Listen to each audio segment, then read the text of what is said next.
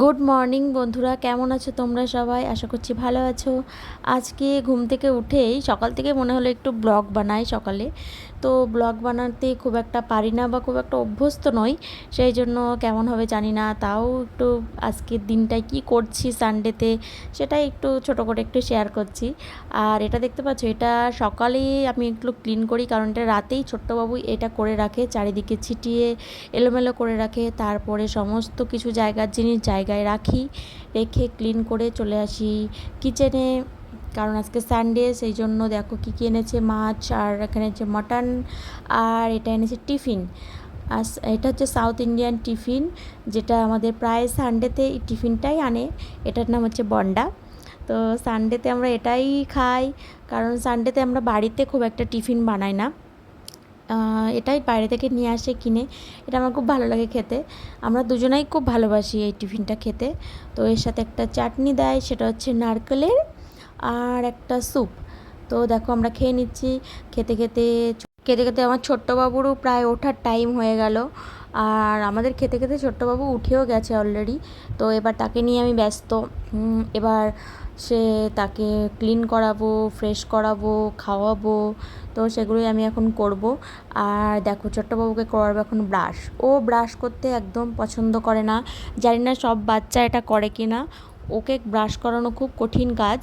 আর ও যখন আরেকটু ছোটো ছিল তখন ওকে আমি আঙুল দিয়ে মুখে ব্রাশটা করিয়ে দিতাম, ও আমাকে কামড়াতো।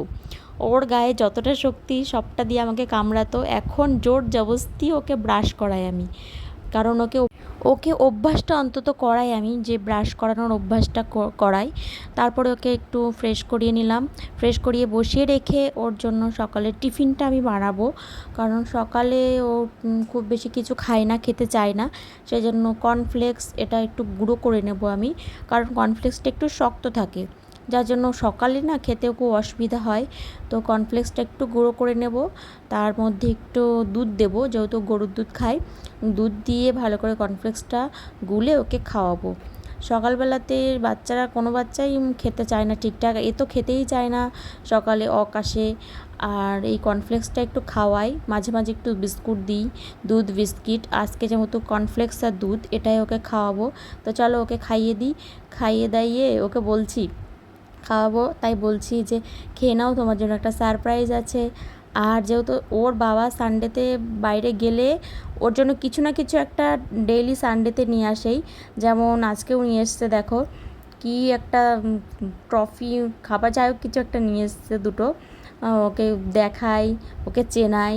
ও খেতে খুব একটা পছন্দ করে না, খায়ও না, ও নষ্ট করে, খেলে। তবু ওর বাবার সানডেতে কিছু না কিছু হয়, খেলনা না হলে ট্রফি, খাবার। এরপরে চলে এসেছি আমার বেডটা ক্লিন করতে। তো ভালো করে বেডটা ক্লিন করে নিয়েছি এবং ঘরটাকেও খুব সুন্দর করে গুছিয়ে নিলাম, জানলার পর্দা সমস্ত কিছু খুলে। তারপরে চলে যাব একটু বাইরে। বাইরে গিয়ে অনেক কাচাকুচি থাকে আমার সানডেতে যেহেতু অনেক কাজ। তারপরে আবার সারা সপ্তাহে জামা কাপড় কিছু না কিছু থেকেই যায়, সেগুলো এখন কাচতে দেব। তো সমস্ত কিছু কাচতে দিয়ে তারপরে চলে যাব লাঞ্চের প্রিপারেশন করতে, কারণ সানডেতে প্রচুর কাজ থাকে, সেই জন্য লাঞ্চ বানাতেও দেরি হয়ে যায়, খেতে খেতেও দেরি হয়ে যায়, প্রায় 2টো বেজেই যায়। তাই লাঞ্চটা সকাল সকালই ভাবছি বানাবো। তো দেখো লাঞ্চটা বানিয়ে নিচ্ছি। আর এর মধ্যে ছোট্টবাবুকে স্নান করিয়ে নিয়েছি, স্নান করিয়ে ওর লাঞ্চটা এবার রেডি করব। ওকে যেহেতু ভাত খাওয়াবো, দুপুরবেলা ও ভাতই খায়। আর আজকে ভাত করেছিলাম, আর ডাল, আলু ভাজা, আর মাটন। ও মাটন খায় না, ওকে দিই না, ও পছন্দও করে না খুব একটা মাটন চিকেন। সেই জন্য ওর জন্য দেখো করেছি আলু ভাজা আর ডাল। ডালটা আমরাও খাবো, ও খাবে। আর দেখো এখানে মাটনটা একটু দেখিয়ে নিচ্ছি, আজকের মাটন। আর এখানে ডালটা আর আলু ভাজা। ওকে ডালটা দেবো একটু, ও ডাল, আলু ভাজা, ওর জন্য আলাদা করে মাছের ঝোল, ওগুলো ভালো খায়। ও মাটন চিকেনটা পছন্দ করে না। তো দেখো ওর লাঞ্চটা রেডি করে নিলাম, এবার ওকে খাইয়ে দেবো।